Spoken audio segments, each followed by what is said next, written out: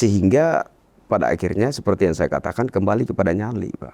Kalau Pak Jokowi dia tidak mau terlalu banyak bicara, Pak. Ketika sesuatu dia yakini baik, eksekusi. Dominannya adalah penopang presiden dan wakil presiden saat ini diminta untuk memakzulkan salah satunya. Itu kebodohan. Jadi merebut kepemilikan sumber daya alam bangsa kita yang sudah berpuluh-puluh tahun dikeruk oleh pihak asing, itu peperangan, Pak. Jadi kalau Wapres Gibran ditugaskan ke Papua sama dengan pembuangan. Itu analogi dari kubu Ya, kalau lawan, analogi itu dipakai. kubu lawan presiden, dan kita membenarkan itu. Karena memang realitas selama ini memang seperti itu.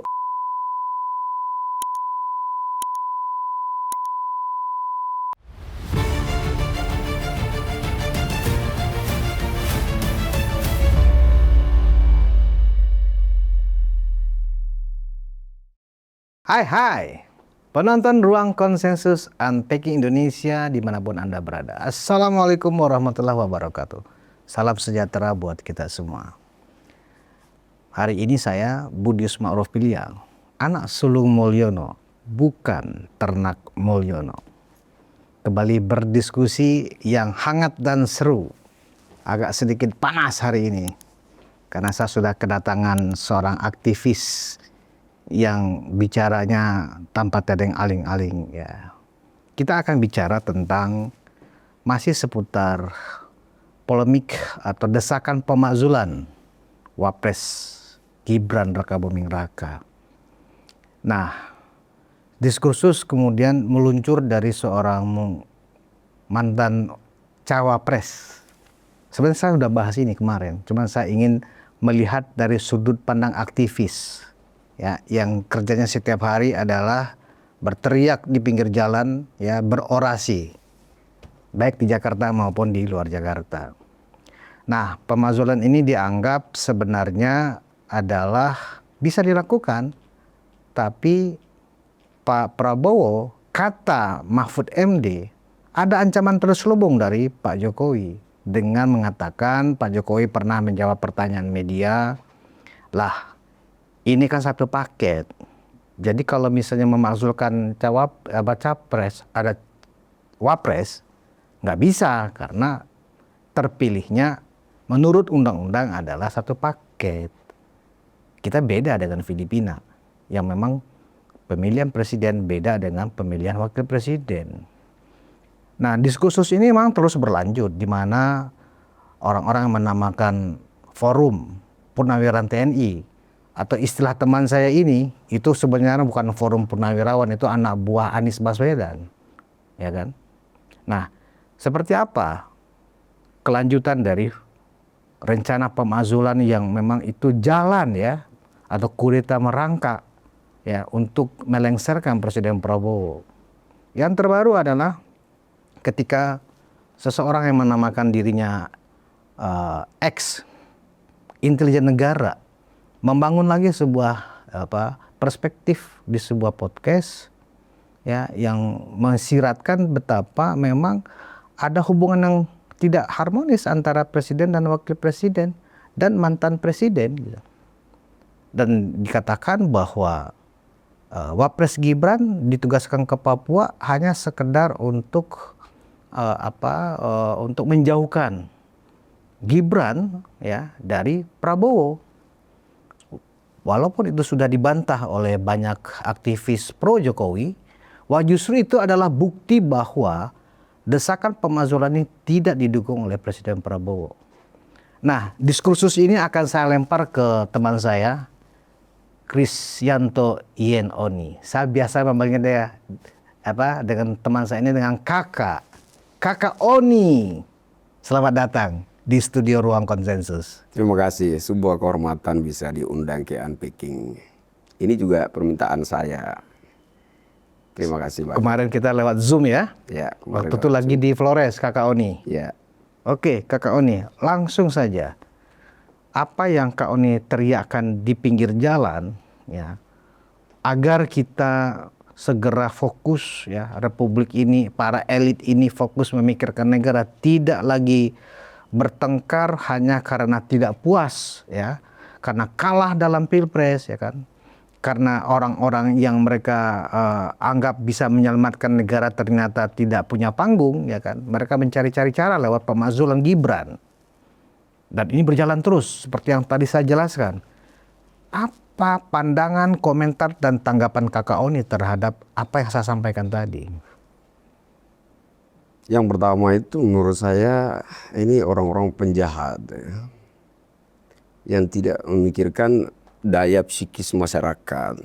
Jadi berbagai narasi kontradiksi dibangun, yang satu bicara A, yang satu bicara B dan lain sebagainya. Opini yang satu bertabrakan dengan opini yang lain, sehingga ini berpotensi ya membuat rakyat ini menjadi gila tuh. Karena rakyat akan mencari-cari informasi yang benar yang mana sih, sehingga saya katakan orang-orang ini pada dasarnya penjahat gitu.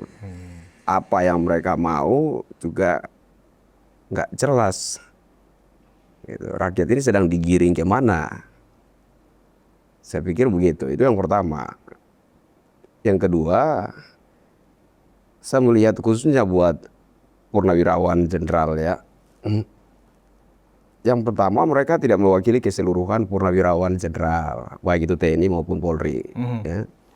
Mereka ini hanya segelintir, hanya beberapa orang yang juga tidak sedang bersikap sebagai katakanlah aktivis sosial yang bereaksi secara independen, enggak. Mereka ini orang-orang yang berkepentingan. Itu fakta. Karena pada momentum Pilpres 2019 jelas rakyat nggak buta, Pak. Rakyat melihat mereka itu pendukung Pak Anies Baswedan. Maksudnya para jenderal yang tergabung dalam forum purnawirawan itu. Dan saya keberatan dengan nama forum jenderal purnawirawan itu, karena seolah-olah mereka itu telah merangkul seluruh jenderal purnawirawan yang ada di Republik ini. Dan itu menurut saya suatu kesalahan. Jadi saya tidak sepakat dengan adanya nama forum jenderal purnawirawan. Saya pikir akan lebih bermartabat jika mereka itu jujur bahwa mereka itu kumpulan pendukung Pak Anies Baswedan gitu. Nggak perlu bawa embel-embel jenderal purnawirawan segala macam. Karena bagi saya nama forum jenderal purnawirawan itu sebuah nama yang mulia, tinggi luhur, yang semestinya dihormati oleh rakyat. Nah, ketika nama forum jenderal purnawirawan itu diseret-seret atau diobok-obok dalam lumpur kenistaan politik, ya, itu menjadi sesuatu yang patut disayangkan menurut saya. Jadi mereka ini hina dong kalau gitu. Kalau dinilai sebagai lumpur kenistaan politik, itu cukup pedas itu kalimatnya Kakak Oni. Iya, gini. Padahal mereka kan orang terhormat. Iya. Bintang ada di pundaknya pada saat mereka masih aktif. Dan mereka selalu mengatasnamakan bahwa mereka ini sedang menyelamatkan bangsa dan negara. Nah, disitulah yang saya katakan bajingan tololnya.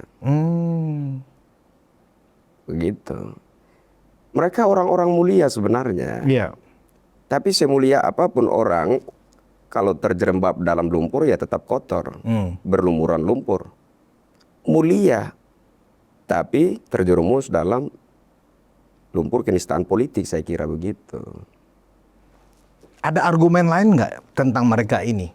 Tentang jenderal purnawirawan. Ya, tentang keinginan mereka ya mendesak dan akan menduduki parlemen, menduduki gedung DPR hanya karena surat pemakzulan yang mereka sampaikan ke DPR MPR itu tidak dibacakan atau tidak digubris sampai hari ini. Nah, keinginan itu sebuah kebodohan. Karena parlemen itu wakil rakyat. Rakyat mayoritas yang mendudukan orang-orang di parlemen juga yang memilih presiden dan wakil presiden. Logikanya harus di situ tuh. Dan kita harus melihat bahwa saat ini bukan hanya DPR yang bisa kita sebut wakil rakyat. Presiden dan wakil presiden juga wakil rakyat. Dipilih langsung oleh rakyat. Gitu. Jadi ketika mereka mengajukan surat permohonan atau mengusulkan pemakzulan Wapres, saya pikir itu sebuah kebodohan. Karena bagaimana mungkin di parlemen yang dominannya adalah penopang presiden dan wakil presiden saat ini diminta untuk memakzulkan salah satunya. Itu kebodohan. Saya nggak mungkin bunuh diri. Anda meminta saya bunuh diri. Apakah saya yang bodoh atau Anda yang gila? Menurut saya di situ. Kan mereka meminta presiden itu bunuh diri. Saya melihatnya begitu, ekstrimnya. Yang meminang Gibran siapa? Bukan sekali. Saya awalnya itu katakanlah hanya berhalusinasi bahwa Bapak Prabowo yang meminang Gibran, ngotot menjadikan Gibran sebagai cawapres pendamping dia. Awalnya saya mengutarakan pandangan saya itu semacam orang sedang berhalusinasi. Tapi kemudian itu terkonfirmasi oleh pernyataan Pak Dasko. Awalnya saya beropini ada sekira 3 kali Jenderal Prabowo berupaya untuk mendapatkan kesediaan Gibran. Ternyata Pak Dasko mengatakan ada 5 kali atau 6 kali. Terkonfirmasi di situ. Nah, artinya bahwa secara kepentingan politik, presiden kita saat ini menyadari bahwa betapa sulitnya menggapai tahta RI 1. Harus ada satu upaya yang benar-benar serius, tidak main-main. Saat ini contohnya kemarin ada Pak Said Didu, saya sebut namanya saja lah. Saya juga pernah mendukung Pak Prabowo, ya tapi kan kalah Pak. Dan saya berpendapat kalau sekiranya kemarin itu di momentum Pilpres 2024, mereka-mereka ini juga terlibat mendukung Pak Prabowo, kalah lagi, yakin saya. Berarti kekalahan Pak Prabowo adalah karena dukungan dari orang-orang itu ya? Iya. Dan sebenarnya kita harus jujur bahwa gelora isu pemakzulan wakil presiden ini berkaitan dengan ada pihak yang tidak bisa move on kalah Pilpres. Dan kemudian menurut analisa pribadi saya, kepentingan pihak yang tidak bisa move on kalah Pilpres ini kemudian juga kawin dengan kepentingan asing yang tidak terima baik segala kerajaan usaha mereka di wilayah sumber daya alam negara ini direbut oleh negara. Itu, jadi kalau ada yang mengisukan bahwa ada kepentingan asing dan orang-orang yang sedang bereaksi itu merupakan corong asing, masuk akal sekali. Menurut saya begitu. Tapi teman-teman pro Jokowi ya khususnya dari seluruh Indonesia konon katanya merasa gemas dengan sikap presiden ketika melihat begitu kencang tekanan-tekanan yang diberikan oleh lawan politik, anggap begitu ya, lawan politik Pak Jokowi khususnya terhadap isu ijazah palsu, kemudian pemazulan, ya kan, kemudian hinaan-hinaan tentang keluarga Pak Jokowi dan seterusnya, seolah-olah Pak Prabowo tidak merespon, ya. Padahal Pak Prabowo dalam ulang tahun Gerindra pernah mengatakan, ya, Pak Jokowi dicubit berarti Gerindra dicubit, saya dicubit. Apa yang diterima Pak Jokowi hari-hari ini itu rasanya lebih dari dicubit. Itu sudah penghinaan, ya kan, mendowngrade, mendegradasi dan merusak reputasi Pak Jokowi. Nah, publik yang 58% melihat mana implementasi dari pernyataan Pak Prabowo. Pak Jokowi dicubit, Gerindra dicubit, saya Prabowo Subianto juga dicubit. Mana? Nah, apa tanggapan Kakak Oni terhadap itu? Jadi saya beberapa hari belakangan ini mendapat pencerahan dari beberapa katakanlah abang gitu. Sehingga itu sedikit meneduhkan hati saya. Kalau enggak hari ini saya masih maki-maki presiden tuh. Serius Pak. Apa pencerahannya? Pencerahannya bahwa tidak benar jika Bapak Prabowo, presiden kita, sengaja membiarkan isu pemakzulan ini bergelora. Tidak benar bahwa presiden kita itu tersandra oleh ini dan itu dan lain sebagainya. Presiden justru sangat menyayangi wapresnya dan memandang wapresnya itu sosok yang sangat bisa diandalkan untuk satu pekerjaan yang besar dan berat gitu. Jadi itu sedikit meneduhkan hati saya karena mengingat bahwa di masyarakat akar rumput itu sudah ada satu kondisi yang sangat bingung melihat sikap presiden. Saya kan pernah meluapkan kemarahan saya tuh untuk presiden ketika wapresnya dibilang sejauh ini nggak kelihatan dia kerja apa, bikin apa, dia apa kemampuannya segala macam. Orang-orang ini seolah-olah tidak ngerti mekanisme pemerintahan. Saya dari Kebun Singkong, Pak, tapi saya ngerti wapres tidak mungkin mengerjakan sesuatu kalau tidak diperintah presiden.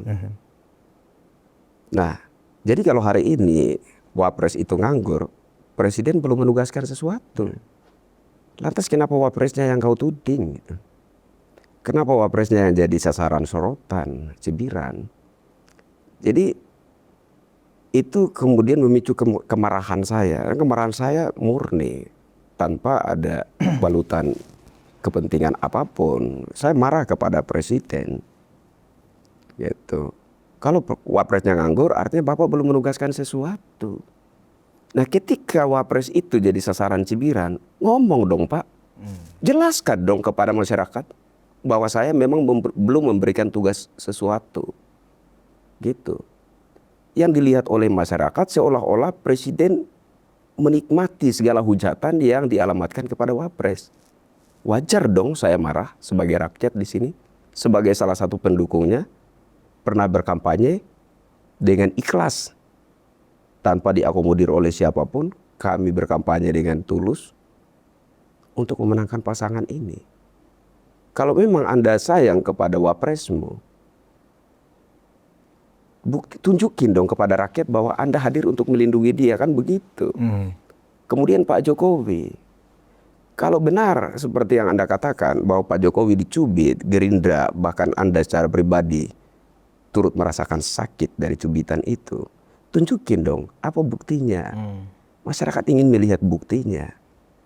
Tidak hanya sekedar membuat pernyataan Jokowi dicubit, seluruh Gerindra merasa sakit, saya merasa sakit, segala macam. Tidak sekedar itu, Pak. Tunjukkan bahwa Anda benar-benar serius dalam pernyataan itu. Lagian, saya boleh katakan bahwa legasi terbesar yang ditinggalkan oleh Jokowi adalah Presiden Jenderal Prabowo Subianto. Itu bagian dari Itu legasi. legasi terbesar yang ditinggalkan oleh Jokowi. Maka kalau presiden kita melupakan itu, bajingan presiden kita. Kenapa Bung menilai itu adalah legasi terbesar Pak Jokowi adalah menempatkan posisi Pak Prabowo sebagai presiden penerusnya? Menempatkan dalam artian bahwa rakyat itu mengikuti arah langkah Pak Jokowi. Oh. Menempatkan bukan dalam arti atau yang dimaknai secara serampangan oleh kelompok pembenci bahwa Bapak Jokowi mengatur ini, itu, dan lain sebagainya. Bukan itu maksud saya. Ya. Rakyat itu cinta sama Jokowi. Ini fakta. Jadi saya keberatan sekali ketika ada berbagai macam opini itu yang negatif maksud saya. Seolah-olah Jokowi ini begitu haus akan kekuasaan dan tidak rela ya, dirinya itu terlepas dari kekuasaan itu, sehingga sudah purna sebagai presiden pun masih bermain presiden-presidenan segala macam. Tidak begitu faktanya. Kalau Anda mau marah, marahlah kepada rakyat. Rakyat yang cinta dia. Bukan dia yang cari muka ke rakyat, tidak. Rakyat yang cinta dia. Di sesi waktu itu lewat Zoom kan saya sudah katakan, kami khususnya di Timur, mohon maaf Pak, Anda memberikan saya sepuntung rokok, bukan sebatang, sepuntung rokok. Saya akan melihat Anda, saya akan ingat Anda sebelum saya mati. Anda orang baik. Yang dikasih Jokowi bukan sepuntung rokok, Pak. Bukan pula sebatang rokok, Pak. Tapi harapan hidup jangka panjang. Itu yang dikasih Jokowi untuk rakyat. Sehingga wajar jika hari ini rakyat masih mencintai. Silakan dilakukan survei. Saya berani pastikan masih di atas 50% rakyat masih menginginkan Pak Jokowi jadi presiden. Silakan lakukan survei secara independen. Nah, sehingga ketika presiden kita seolah-olah hanya bisa membangun pernyataan bahwa Jokowi dicubit, seluruh Gerindra merasa sakit, segala macam, saya marah, Pak. Buktikan, Pak, kalau memang Jokowi dicubit, Anda sakit. Karena seperti yang saya katakan tadi, legasi terbesar, terindah yang ditinggalkan oleh Bapak Jokowi adalah Prabowo jadi presiden. Tahun 2014 dan 2019, dilihat dari berbagai sisi, Pak Jokowi kalah. Dari berbagai sisi loh, Pak. Tapi saya sepakat dengan apa yang pernah dikatakan oleh Pak Surya Paloh. Alam berpihak kepada Jokowi. Saya pernah taruhan, Pak. Saya melihat Pak Jokowi itu ketika dia dilantik menjadi gubernur DKI dari layar televisi. Ketika saya nggak tahu apa yang merasuk saya, sehingga ketika melihat momen pelantikannya itu saya tunjuk ke arah televisi dan saya bilang orang ini kalau nyapres gol. Sejak saat itu saya jatuh cinta kepada Pak Jokowi. Saya nggak tahu Pak Jokowi itu siapa. Sehingga ketika momen Pilpres 2014, saya diajak taruhan sama teman-teman, ayo taruhan. Waktu itu saya baru diterima bekerja sebagai satpam di Bank BNI melalui vendor. Saya nggak punya apa-apa, Pak. Saya hanya punya 1 unit motor butut. Dan saya bilang, mari kita taruhan. Kalau kalian menang, ambil saja motor saya. Begitu yakin saya kalau pemenang Pilpres 2014 Pak Jokowi. Seperti kata Pak Surya Paloh, alam berpihak kepada Jokowi. Dari berbagai sisi kita lihat Pak Jokowi nggak ada apa-apanya. Segala potensi itu mengarah kepada Jenderal Prabowo. Nyatanya yang keluar sebagai pemenang Pak Jokowi. Di sini saya kira presiden kita itu menyadari, presiden kita saat ini menyadari bahwa betapa sulitnya menggapai tahta RI 1. Tidak mudah. Nah, sehingga kalau hari ini beliau sadar, beliau sedang duduk di tahta kemuliaan sebagai Presiden Republik Indonesia. Ingat, tanpa Jokowi Anda tidak jadi, Pak. Saya pikir itu. Oke. 2 hari lalu ya, Pak Jokowi muncul lagi ke publik. Setelah hampir 2 minggu lebih, beliau istirahat dan memang harus terisolasi, tapi pas liburan dengan cucu-cucu ya, dengan keluarga. Ada pernyataan yang disampaikan Pak Jokowi dan saya pikir itu juga langsung viral ya. Di mana beliau mengakuin, itu pun menjawab pertanyaan media ya, bukan karena Pak Jokowi yang ingin ngomong. Beliau memang merasakan bahwa perasaan politik saya memang ada kekuatan besar ya, yang sedang ingin menjatuhkan reputasi saya, baik lewat isu ijazah palsu dan pemakzulan Mas Wapres. Apa tanggapan? Iya, saya ketika mendengar itu awalnya nggak percaya kalau beliau mengatakan itu, gitu. Karena beliau ini orangnya penyabar, gitu, tabah saja. Kan saya di sesi pertama juga sudah mengatakan saya marah kepada beliau waktu satu meja dengan beliau. Kan saya kasih ide, kalau Bapak masih punya niat untuk maju mengabdi kepada bangsa dan rakyat, isu ijazah ini kita rawat saja, Pak. Karena dengan terawatnya isu ijazah palsu ini, turut terawat juga elektabilitas Bapak. Jadi kita nggak capek-capek berkampanye lagi ketika Bapak maju kemudian. Tapi beliau menjawab, ini sudah kelewatan dan berpotensi menjadi framing jahat yang melebar kemana-mana, sehingga kita harus menyikapi, ya, mengambil langkah-langkah hukum. Dan saya menanggapi itu tuh, dia katakan sudah kelewatan. Jadi ketika ada kata kelewatan, sontak emosi saya meluap. Kenapa Bapak baru mengatakan kelewatan saat ini? Kalau dikatakan kelewatan, sudah dari dulu-dulu, Pak. Bapak diedit menyerupai Yesus, iman orang Kristiani, saya juga, ya toh. Bapak diedit macam-macam, Pinocchio, ya, kodok, segala macam editan-editan gambar yang mewakili hujatan. Ya, kita belum bicara tentang cacian, makian di sosial media, ya. Jadi kalau bicara kelewatan, bukan hari ini kelewatan, Pak. Pertanyaan saya, kenapa Bapak baru katakan kelewatan hari ini? Oke. Terus dengan yang pernyataan terakhir Pak Jokowi, Nah, sehingga kaitannya apa menurut ya, Kakak? sehingga saya itu awalnya nggak percaya Pak Jokowi mengatakan seperti itu.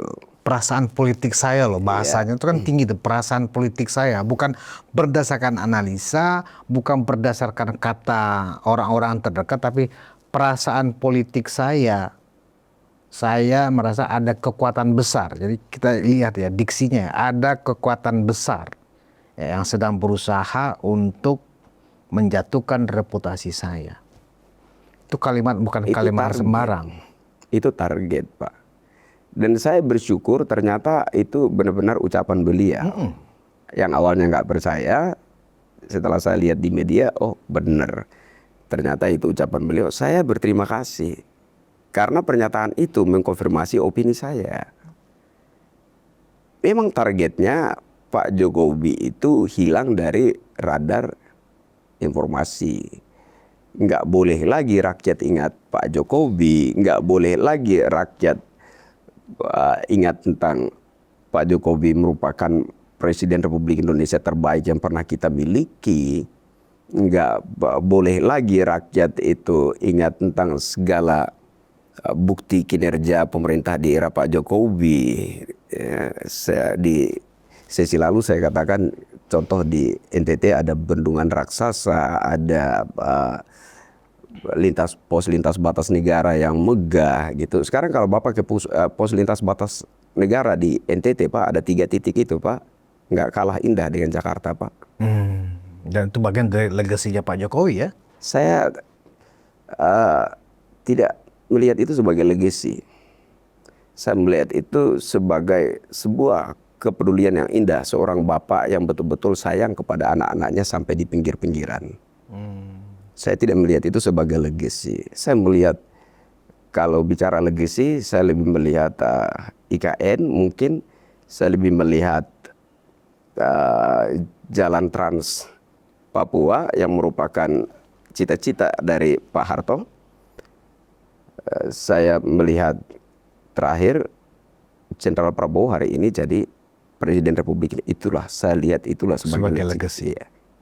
Oke, nah apakah dengan pengakuan yang disampaikan oleh Pak Jokowi seperti itu, pertama Pak Jokowi mengkonfirmasi ada memang kekuatan besar.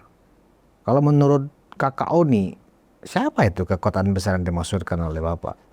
Tadi sudah saya singgung, saya kira tuh. Kekuatan besar itu menurut saya, apakah hanya asing gitu loh? Padahal kan ini yang kita bisa baca di dalam negeri adalah itu tadi. Ada orang-orang yang kalah dalam pemilu. Di balik itu semua, apakah ini bagian dari konspirasi sebenarnya? ya nggak terbantahkan. Konspirasi itu tidak terbantahkan. Kekuatan besar, ya kekuatan besar pihak yang tidak bisa move on, kalah dan kawin dengan kepentingan asing. Sesi lalu kan saya sudah katakan, Pak Jokowi itu panglima perang, Pak. Merebut sumber daya alam itu perang, Pak. Enggak main-main. Jadi tidak bisa kita pandang sepele itu. Itu perang. Taruhannya nyawa, Pak. Nyawa. Presiden kita sekarang saja menegaskan niatnya untuk memberantas korupsi, diancam gembong mafia, Pak. Dia mantan Danjen Kopassus, tapi juga menjadi sasaran ancaman gembong mafia, Pak. Pak Jokowi bukan mantan Danjen Kopassus, Pak. Dia dari masyarakat sipil. Jadi merebut kepemilikan sumber daya alam bangsa kita yang sudah berpuluh-puluh tahun dikeruk oleh pihak asing, itu peperangan, Pak. Orang yang dia anggap sebagai sahabat di sampingnya saja mengatakan hati-hati loh Pak, kita berhadapan dengan kekuatan ini. Itu perang. Tapi di situ menjadi salah satu bukti bahwa Jokowi itu panglima perang. Gak bisa Pak melepaskan cakar asing itu. Tapi Jokowi buktikan bisa. Apa ada pesan nggak yang ditinggalkan oleh Pak Jokowi dengan hanya melontarkan statement seperti itu menurut kau nih? Apakah pesan misalnya kepada lawan-lawan musuh yang dimaksud bahwa ingat ya, saya sudah tahu loh kalian, gitu loh. Itu satu. Apakah pesan ini juga disampaikan kepada Presiden Prabowo, ya kan? Atau pesan kepada para simpatisan dan para pendukung Pak Jokowi? Presiden kita itu dilematis. Dia tersandra memang, tapi tidak seperti persepsi yang disampaikan oleh Pak Mahfud MD. Itu menyesatkan. Ancaman terselubung. Ancaman terselubung. Itu menyesatkan. Itu penyesatan. Dia tersandra benar. Ada pihak media yang kita tahu di momen Pilpres 2024 itu mendukung Ganjar, tapi dia nggak terima dibilang pendukung Ganjar. Sampai saat ini dia masih membangun narasi, saya tidak terima Presiden itu punya rekam jejak represif di masa lalu. Dia masih membangun narasi itu, merujuk kepada isu pelanggaran HAM berat. Iya kan? Presiden kita tersandra itu sebenarnya. Bukan tersandra ancaman dari siapapun. Dia tersandra oleh isu pelanggaran HAM berat masa lalu. Dia sebenarnya ingin bertindak tegas terhadap kelompok-kelompok perongrong. Setidaknya begitu yang saya tangkap dari pencerahan senior-senior kita beberapa hari belakangan yang saya temui. Tapi dia tersandra apabila dia menunjukkan sikap sedikit saja ketegasan, maka dia akan dihantam dengan isu pelanggaran HAM berat.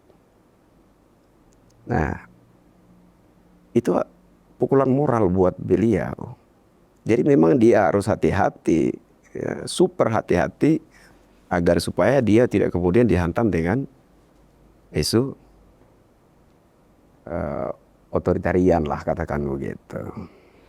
Oke, kalau memang itu dijadikan semacam argumen bahwa tersandra oleh isu pelanggaran HAM kalau mau bertindak tegas, harusnya Presiden kan bisa berhitung, ya kan? Berhitung dalam arti untungnya lebih besar mana daripada ruginya. Bersikap tegas kepada para perongrong, ya, dan kemudian mendapatkan tekanan dari sebagian kecil orang-orang ini karena bersikap tegas, ya kan, daripada bersikap abu-abu tapi kemudian mendapat tekanan dari massa 58% yang kemudian adalah pendukung Pak Jokowi dan Gibran. Kalau dihitung secara matematis, secara basis dukungan, tentu Pak Prabowo bisa berhitung lebih besar mana dukungannya. Padahal kan mereka yang dianggap dipertimbangkan akan melontarkan isu pelanggaran HAM berat, ya kan mereka kaum kalah, 16%, 24%.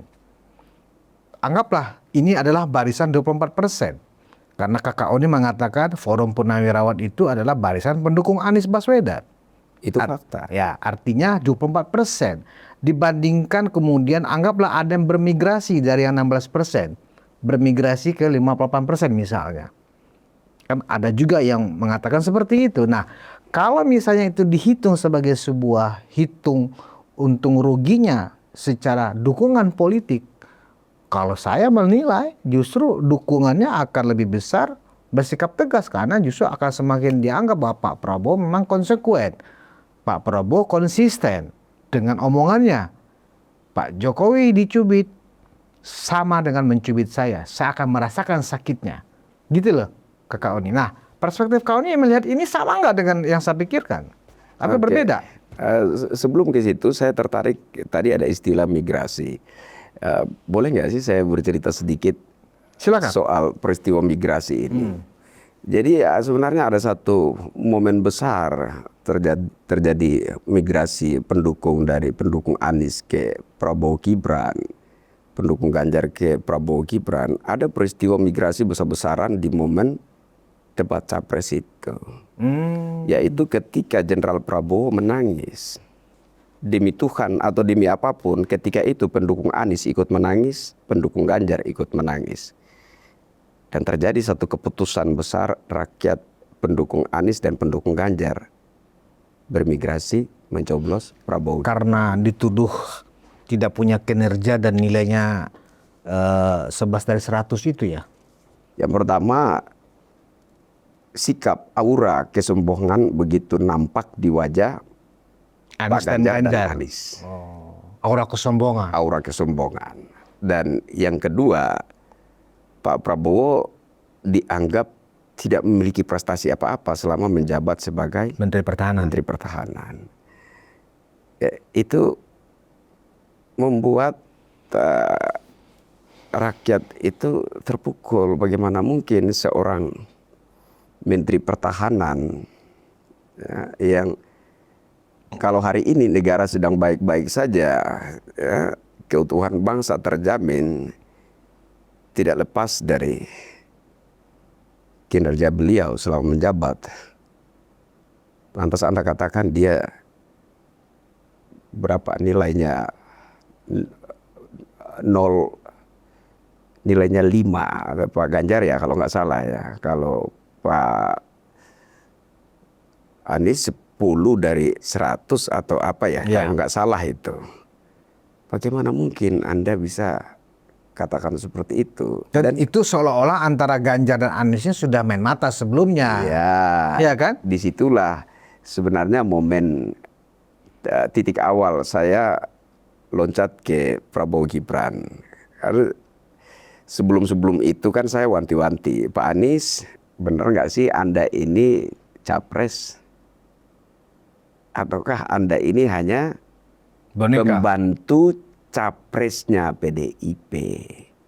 Karena saya tidak melihat penampilan seorang capres. Saya melihat Anda, penampilan Anda di pentas debat capres itu adalah pembantunya capres PDIP.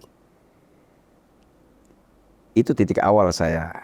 Saya awalnya Anda tahu, saya pendukung Pak Anies. Dengan sentimen tumbangkan banteng. Dan saya melihat ketika itu ada sentimen yang sama atau sentimen serupa di barisan pendukung Anies, sehingga saya nimbrung ke sana. Kan itu dasar saya tuh. Saya punya sentimen yang begitu menggebu-gebu untuk tumbangkan banteng. Jauh sebelum masa kampanye, belum ada orang yang mengisukan tumbangkan banteng, saya sudah yang lebih dahulu. Di Bendungan Bengkoko, salah satu bendungan yang direnovasi di era Bapak Jokowi. Itu bendungan termasuk salah satu bendungan yang katanya keramat. Saya bersumpah di bendungan itu. Banteng tumbang. Sebelum saya teriak banteng tumbang, saya bersumpah di bendungan itu. Oke. Kembali ke pertanyaan saya tadi. Untung ruginya begini. Masalah antara takut isu pelanggar HAM berat akan digaungkan lagi dibandingkan nanti dapat tekanan baru dari pendukung Pak Jokowi. Ini bicara nyali. Kita harus akui bahwa Jenderal Prabowo bukan Jokowi. Kalau bicara nyali. Sebagaimana yang saya katakan tadi, melihat background dari Jenderal Prabowo, dia itu mantan Danjen Kopassus. Tapi bicara nyali, jauh dari nyali Pak Jokowi. Pak Jokowi berani mengambil sikap Pak Prabowo terlalu banyak kalkulasi. Itu bedanya Jenderal Prabowo dengan Panglima Perang Joko Widodo. Pak Jokowi rela popularitasnya dipertaruhkan. Saya ikhlas tidak populer demi sebuah keputusan yang dia yakini itu adalah keputusan terbaik. Kalau saya melihat Presiden Jenderal Prabowo Subianto terlalu banyak kalkulasi dan berpotensi blunder juga karena kebanyakan mikir. Nah, kalau hitung-hitungan keuntungan politik misalkan, apa yang lebih menguntungkan? Apakah saya bersikap abu-abu atau saya bertindak tegas? Saya pikir ini bicara nyali, kembali ke beliaunya. Saya yakin lebih menguntungkan ketika beliau menunjukkan sikap tegas. Karena dukungan yang datang dari pihak rakyat, gelombang dukungan yang datang dari pihak rakyat, itu tidak pakai rumus Pitagoras. Pasti 1 tambah 1 sama dengan 2. Rakyat akan tulus, all out, totalitas mendukung beliau. Tapi sepanjang presiden kita bersikap abu-abu seperti saat ini, maka kebingungan di masyarakat itu akan terus awet. Rakyat akan terus bertanya-tanya, kemana negara kita ini dibawa selama 5 tahun Jenderal Prabowo. Kebingungan atau ketidakpuasan, itu beda. Bukan ketidakpuasan, dia sudah berapa tahun menjabat. Belum 1 tahun. Artinya apa, Pak? Artinya segala kebijakan ini baru saja dikondisikan. Jadi bukan ketidakpuasan. Ketidakpuasan apabila dia sudah selesai bekerja, Pak, atau sekurang-kurangnya mendekati masa purna. Baru kita bisa mengukur puas dan Apa tidak. konsekuensi kalau kita sepakat, oke, kebingungan. Apa konsekuensinya kalau kebingungan publik mayoritas ini kemudian terus dipelihara? Dibanding ya membersihkan seluruh rongrongan ini dengan apa? Dengan segala instrumen kekuasaan yang dimiliki oleh seorang presiden tentunya. Beliau punya itu semuanya. Panglima TNI, Kapolri, Kepala BIN. Ya kan? Semuanya dimiliki oleh presiden. Dan ini kan jelas. Ini hanya rongrongan kok, bikin ricuh, bikin gaduh, ya. Ada yang mengatakan ini kudeta merangkak dengan isu pemakzulan. Artinya risiko politik yang akan dipikul atau akan diterima oleh Presiden Prabowo kalau ini dibiarkan abu-abu juga nggak sedikit, Bu. Nggak mungkin juga kita yang awam, kita yang sipil ini mengajarkan seorang mantan Dirjen Kopassus, mantan Menteri Pertahanan. Kalau tadi Kakak Oni mengatakan ini persoalan nyali, ya toh, hal risiko apa yang menakutkan sehingga nyali ini kemudian menjadi sebuah diksi yang keluar dari mulut Kak Oni? Begini, ada sebuah filosofi Nani mengatakan ketika Anda berada di pucuk pimpinan, Anda baru menyadari betapa sulitnya mengambil sebuah keputusan. Jadi hari ini saya sedang bicara seperti ini ya karena saya ada di alam bebas, Pak. Tapi apabila saya duduk di salah satu kursi kepemimpinan, maka berbicara seperti ini akan menjadi sangat berat untuk saya. Berbicara saja berat, Pak. Sehingga pada akhirnya seperti yang saya katakan kembali kepada nyali, Pak. Kalau Pak Jokowi dia tidak mau terlalu banyak bicara, Pak. Ketika sesuatu dia yakini baik, eksekusi. Apapun risikonya. Di sini perbedaan Pak Jokowi dan Presiden Jenderal Prabowo, saya kira begitu. Nah, memang saya sadari bahwa betapa sulitnya seorang pemimpin itu mengambil suatu keputusan yang menurut dia itu adil untuk semua. Tapi kembali kepada nyali, saya pikir dua hal yang harus dimiliki oleh pemimpin. Yang pertama ambisi, kedua membunuh. Itu harus dilakukan. Wajib seorang pemimpin harus punya nyali membunuh demi kebaikan bangsa dia. Kalau dia tidak punya nyali untuk melakukan itu, sia-sia saja Anda menjadi pemimpin. Indonesia negara besar, Pak. Apakah mungkin Kak Oni ingin mengatakan nyali itu menjadi terkalkulasi sehingga membiarkan di daerah abu-abu sikap seorang presiden, ya kan? Karena ya ini kan 1 tahun pun belum masa jabatan, Ya. masih ada 4 tahun lagi. Apakah dengan diangkatnya isu pelanggaran HAM berat oleh orang-orang yang dianggap orang-orang yang kemudian ditertibkan, ya itu akan menuju kepada suatu proses politik, beliau bisa saja nggak sampai 2029, begitu maksudnya? Karena itu resiko pukulan itu moral. maksudnya. Itu pukulan moral, Pak. Karena itu catatan dunia, bukan catatan Indonesia saja. Itu pukulan moral dan itu harus dijaga. Sementara Jenderal Prabowo berniat jadi presiden untuk membersihkan nama baiknya, Pak. Itu salah satu tujuan dia jadi presiden, kan? Selama proses kandidasi 2014, 2019, kemudian 2024, rasanya isu itu tidak pernah muncul, Kakak Oni. Isu? Bahwa beliau terkena isu pelanggar HAM berat misalnya. Ya. Kan nggak pernah muncul. Artinya itu bisa dikelola dengan baik. Artinya anggaplah publik menegasikan isu itu. Kenapa sekarang tiba-tiba Pak Prabowo merasa itu hal yang berbahaya kalau itu diangkat misalnya? Saya mengira-ngira ya, ini semacam ada deal-dealan dengan pihak tertentu. Bapakku kan di-justice sebagai pengkhianat bangsa.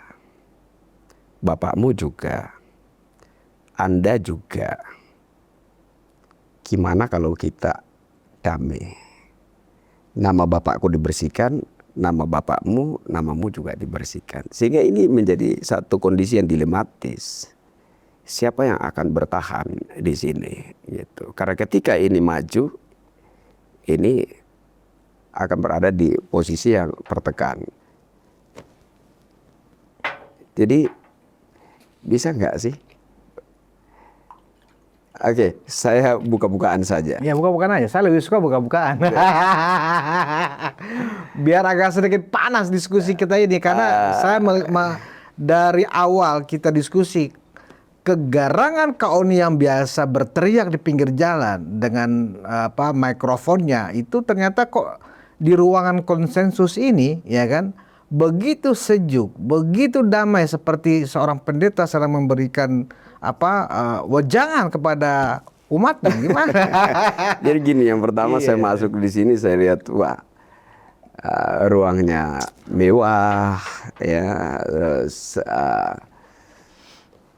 adem gitu ya, hawanya gitu, sehingga saya pikir tidak cocok kalau saya kemudian Harus dengan garang juga gitu. suara yang meledak-ledak itu kayak tidak pas gitu, tidak tepat untuk ruang ini begitu. Tapi kalau memang itu diharapkan, mungkin akan jadi closing nanti. Gitu. Jadi di sini kemarin ada Ibu Megawati pidato, terima kasih untuk Pak Prabowo sudah mengupayakan ya, membersihkan nama Bung Karno gitu. Padahal yang mengupayakan itu pertama Pak Jokowi, ya kan, kita sentilan-sentilan gitu, Pak. Tapi nggak apa-apa gitu kan. Nah, terus di sisi Pak Prabowo tadi saya sudah katakan bahwa salah satu niat dia, tujuan dia menjadi presiden adalah membersihkan nama baik dia. Itu tujuan dia, gitu. Bahwasanya dia tidak seperti yang ditudingkan selama ini. Bahkan dia sempat diasingkan atau merasa terasingkan selama dia dituduh sebagai salah satu pelaku. Gitu. Tapi kan tidak pernah dibuktikan dan tidak pernah terbukti tentang tuduhan pelanggar HAM berat itu. Kenapa Pak Prabowo merasa itu sebagai sesuatu yang harus dia hindari? Tapi itu catatan dunia, Pak. Jadi saat ini ruang pengadilan itu kalah dengan pengadilan media kan, pengadilan publik kan.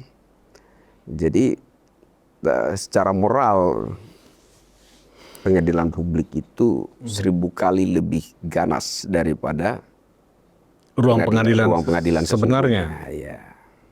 Karena begini, Bung.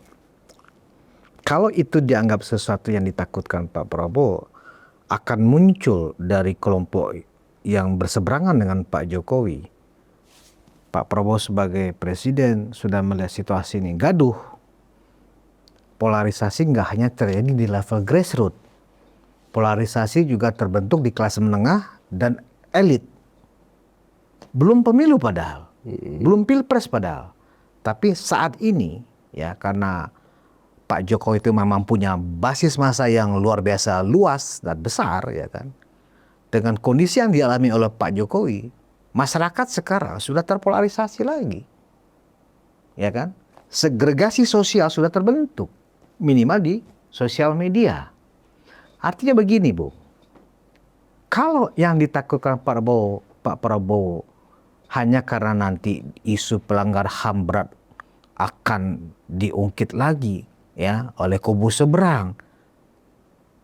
Apa kubu yang 58% yang kemarin sudah mendukung beliau juga tidak mungkin akan mengungkit itu kalau memang tidak bersikap tegas. Artinya kalau soal isu itu akan diangkat, kedua kubu ini bisa kok saling untuk mengangkat isu itu lagi gitu loh, Bung.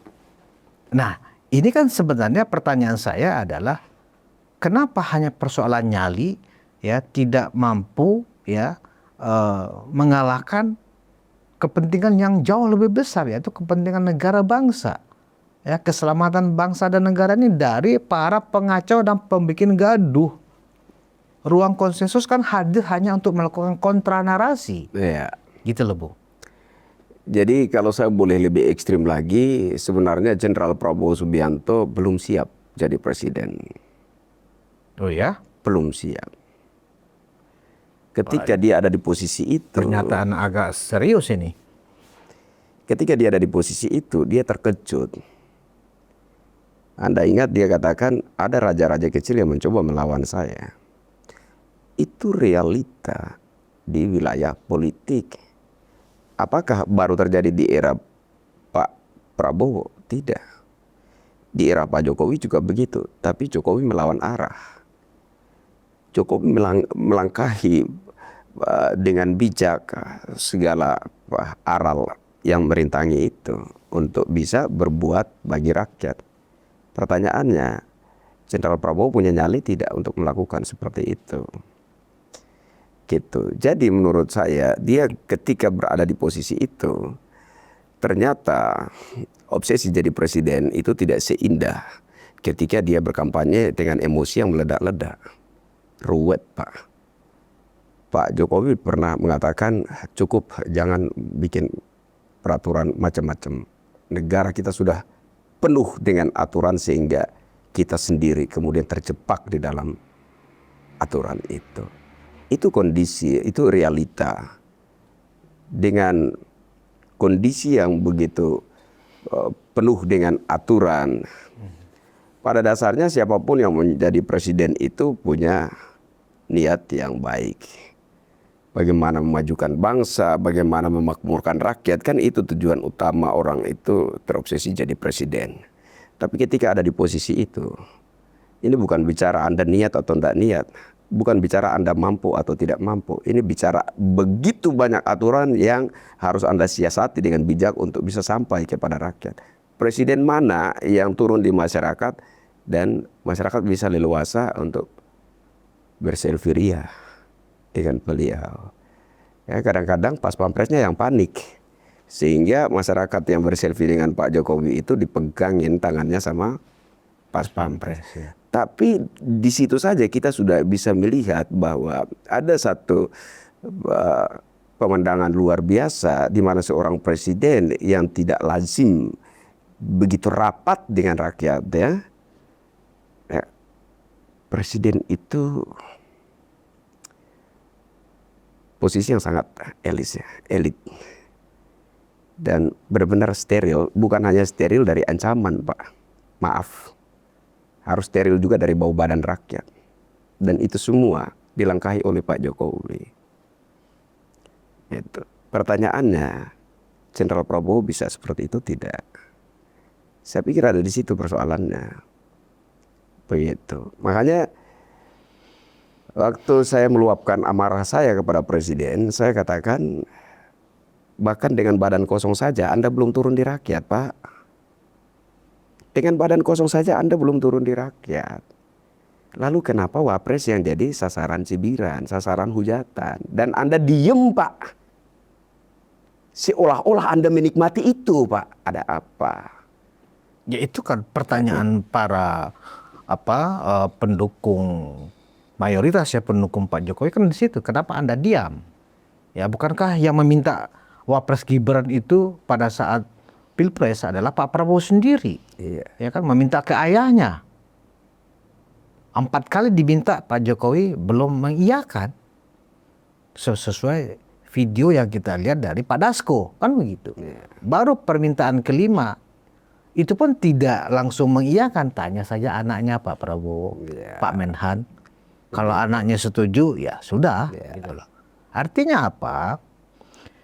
Responsibel Pak Prabowo ketika wapresnya yang dia minta dengan sungguh-sungguh, Dengan penuh perjuangan, dengan penuh perjuangan lagi, Iya. ya kan? Artinya itu kan ada kesungguhan. Iya. Sekarang wapresnya dihina, direndahkan, bahkan ingin dibuang, dicampakkan dengan cara pemakzulan. Ya kan, kok presidennya tidak ada statement untuk mendukung atau membela wapresnya? Apakah itu wajar? Publik menilai itu tidak wajar. Tidak wajar. Tidak wajar. Saya bisa merasakan betapa perjuangan Jenderal Prabowo untuk mendapatkan kesediaan Gibran. Saya bisa merasakan itu. Nggak main-main. Padahal Pak Jokowi itu udah meyakinkan, saya pasti berpihak ke Anda. Karena memang ada satu konsep rekonsiliasi yang sudah dibangun sebelumnya. Kan Pak Jokowi berniat momentum Pilpres 2024 itu jadi momentum rekonsiliasi para negarawan, kan itu. Ide Pak Jokowi yang kemudian menjadi berantakan. Sehingga saya katakan Wapres Gibran itu adalah korban. Wapres Gibran itu adalah korban dari sebuah gagasan yang gagal. Dia bukan punya ambisi jadi wapres. Dan Pak Jokowi juga tidak punya bayangan anaknya akan ada di samping Presiden Prabowo. Tidak. Tapi dia dipinang oleh Jenderal Prabowo ketika gagasan Pak Jokowi itu gagal dengan ditunjuknya Ganjar jadi capresnya PDIP. Ada gagasan Pak Jokowi sudah gagal tuh. Kita harus jujur melihat bahwa ada dendam politik Ibu Megawati SBY. Ada dendam politik Prabowo Jokowi.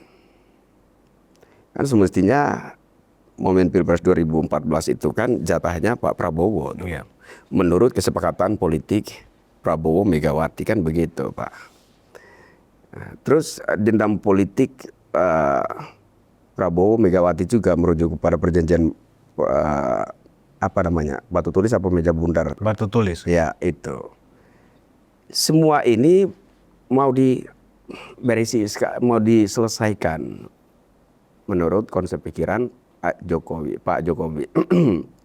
Tapi menurut saya ide yang sangat mulia itu ditolak saja tuh, ditolak mentah-mentah oleh Ibu Megawati itu dengan istilah Jawa kemelinti ya Pak. Ya, sombong ya Pak. Ditolak mentah-mentah oleh Ibu Megawati, ya, penolakan itu langsung dibuktikan dengan penunjukan Ganjar sebagai capres PDIP, kan begitu. Artinya gagasan itu, ide untuk rekonsiliasi para negarawan di momentum Pilpres 2024 itu gagal. Nah, hari ini kalau kita mau ada pihak yang harus kita salahkan dengan adanya Gibran di sisi presiden kita, atau salahkan presiden kita. Bukan wapresnya yang disalahkan. Wapres itu korban, Pak. Korban ambisi Prabowo Subianto udah. Ya, ketika dinilai korban, tapi ketika kemudian dituding dengan segala tuduhan-tuduhan negatif, harusnya minimal Presiden Prabowo bersikap tegas lah. Itu harapan kita. Pada kenyataannya hingga saat ini kita belum melihat ada satu sikap yang berarti dari Presiden. Apakah penugasan ke Papua adalah bentuk tidak langsung dari pembelaan Pak Prabowo kepada Wapresnya? Awalnya dari pihak pembenci itu melihat itu sebagai bentuk lain daripada pemakzulan. Artinya Wapres itu dibuang. Oh, Anda menafsirkan begitu? Itu pendukung kubu seberang. Kubu seberang. Kubu lawan. Ini sebenarnya sudah dimakzulkan, tapi dengan cara halus. Dengan cara halus, diberikan yaitu, tugas khusus untuk Papua gitu ya. Gini Indonesia Pak. Timur. Gini Pak, analoginya.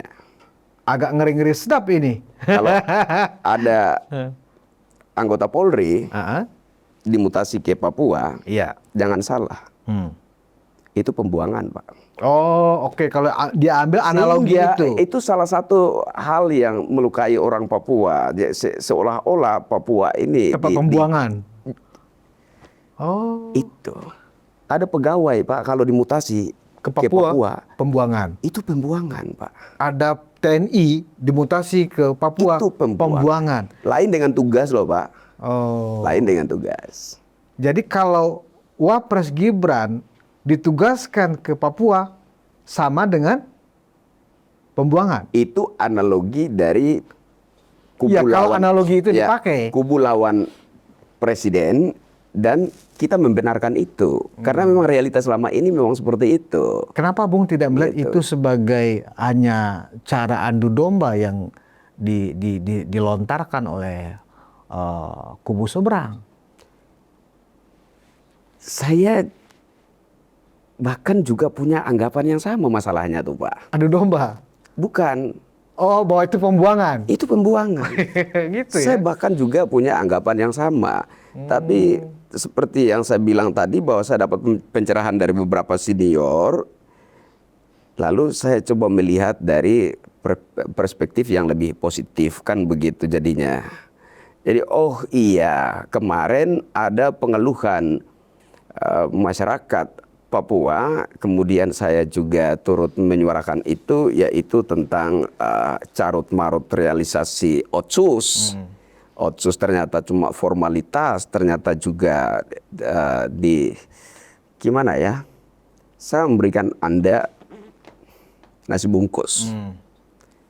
Tapi ternyata bungkusannya saja, Pak, nasinya sudah saya makan. Atau ya, saya memberikan Anda nasi bungkus, ya di tangan Anda itu ada bungkusan, tapi nasinya ada di tangan saya, Pak. Saya pula yang makan. Seperti itulah realisasi Otsus. Sehingga ketika mendapat pencerahan dari beberapa senior, saya malah bersyukur bahwasanya Wapres ditugaskan ke Papua, ini akan sangat membantu mengurai carut-marut realisasi Otsus di Papua. Jadi saya mulai bersyukur di situ. Yang awalnya saya punya pandangan negatif bahwa ini merupakan bentuk lain dari pemakzulan, saya pada akhirnya bersyukur begitu. Ya tadi saya melihat itu video yang katanya mantan intelijen segala macam, juga saya pikir satu apa ya. Kan lebih kurang narasinya juga begitu ya, itu pembuangan. Itu udah pemakzulan sebenarnya. Iya, tapi gimana ya, saya akui cerdas memainkan kata-kata si mantan intelijen negara itu katanya.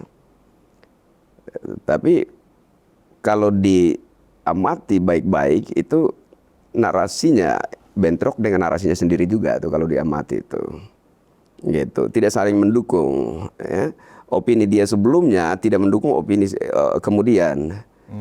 Jadi opini dia sendiri, narasi dia sendiri itu saling bentrok. Misalnya gitu. apa Bung yang Bung tangkap dari penjelasan dia di sebuah podcast itu? Ya jadi kita nggak ngerti yang dia maksudkan ini apa begitu. Jadi apakah presiden ini mendukung pemakzulan? Ataukah presiden ini sedang pasang badan untuk melindungi wapresnya dengan konsep dia itu dijadikan bumper agar presiden tidak menjadi sasaran sorotan, narasi dia kan bertabrakan dengan narasi dia sendiri itu Pak. Kalau diamati bagus-bagus itu Pak. Jadi udahlah saya pikir ya, rakyat ini capek dengan omongan yang belok-belok Pak. Makanya saya malas ngomong yang belok-belok Pak. Kalau saya maki-maki aja tuh Pak. Baik. Gitu. Kakak Oni sudah hampir 1 jam, satu jam lewat malah. Nah, Closing statement dari situasi yang terakhir kita lihat hari ini. Pertama, Pak Jokowi sudah menyatakan memang merasakan ada upaya, ada kekuatan besar ya untuk merusak, mendowngrade ya, mendegradasi reputasi beliau sebagai pemimpin nasional ya kan. Kemudian juga tadi Kakak Oni juga sudah menyampaikan bahwa ini persoalan nyali. Itu kata kunci. Ini persoalan nyali. Ada closing statement tentang itu? ya, saya pikir lebih kepada presiden kita. Bapak Presiden, sadarilah. Saya pikir dengan pengalaman Pilpres 2014-19, Anda sudah sangat memahami bahwa untuk menggapai tahta RI 1 tidak mudah. Dan hari ini Anda sedang duduk di tahta itu, Pak. Sadarilah, itu legasi dari Pak Jokowi. Jadi, kalau Anda memang menganggap 07 adalah sahabatmu, buktikan. Rakyat menunggu kapan Presiden menunjukkan sikap sebagai bukti dari pernyataannya bahwa Jokowi dicubit. Seluruh Gerindra, bahkan saya, merasa sakit. Rakyat menunggu bukti itu. Yang kedua, jangan lupakan bahwa untuk mendapatkan kesediaan wapresmu, Pak Presiden, penuh perjuangan.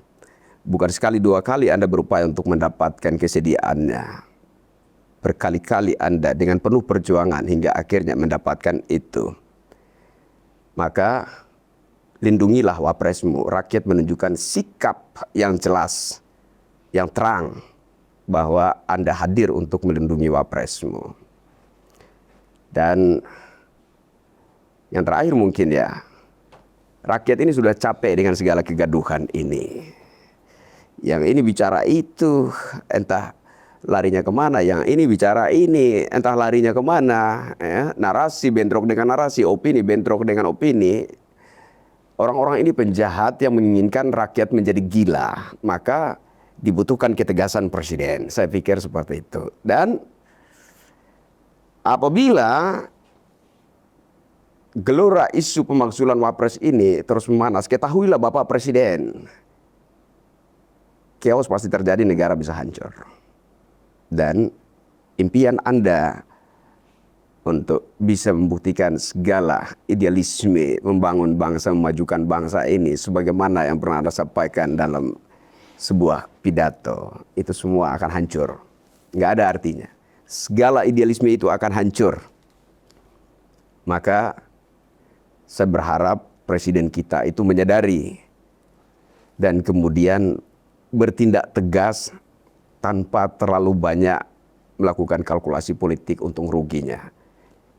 Jika Anda yakini sesuatu itu baik dan benar, lakukan apapun resikonya, rakyat pasti mencintaimu, Pak. Saya kira itu. Rakyat pasti mencintaimu. Pasti mencintaimu. Jika nyalinya ditunjukkan untuk bela rakyat. Terima kasih Kak Kristianto Yen Oni. Penonton Ruang Konsensus Unpacking Indonesia, kuncinya memang ada di nyali Presiden Prabowo. Bahkan Kakak Oni, sahabat saya ini mengatakan salah satu legasi warisan Pak Jokowi yang terbesar. Saya pikir sebenarnya Kak Oni ini akan menjawab, pembangunan infrastruktur misalnya, membangun bendungan, IKN dan seterusnya. Ternyata bukan itu legasi Pak Jokowi yang terhebat. Legasi Pak Jokowi yang terhebat adalah Prabowo menjadi presiden. Itu legasi yang terhebat. Dan itu adalah sebuah makna yang sangat dalam. Artinya apa? Di tengah situasi perongrongan ya terhadap pemerintahan Prabowo Gibran ya, dan kemudian juga dengan segala macam drama dalam isu ijazah palsu Pak Jokowi, ini sudah wilayah presiden untuk segera tertibkan dengan segera menegakkan hukum, panggil Kapolri, panggil Jaksa Agung. ya kan? Kumpulkan seluruh elit politik, sikapi dengan tegas, karena seperti yang dibilang kakak Oni juga, rakyat nanti bisa gila karena setiap hari disuguhi oleh narasi kontra narasi, narasi kontra narasi. Indonesia tidak akan bisa menjadi Indonesia emas 2045 jika hal ini tidak segera dibereskan oleh Presiden Prabowo. Demikian materi diskusi kita hari ini. Terima kasih atas perhatian Anda. Wassalamualaikum warahmatullahi wabarakatuh. Salam sejahtera buat Anda semua.